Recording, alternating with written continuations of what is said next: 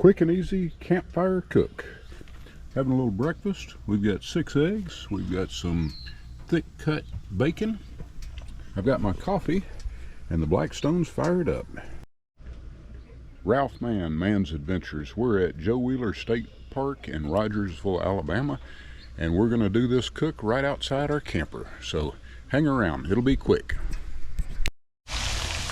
Bacon is down. This came from Cottonwood Farms, and our first time trying it, so looks good. Bacon's done. Eggs are down and almost done. We're about to plate it.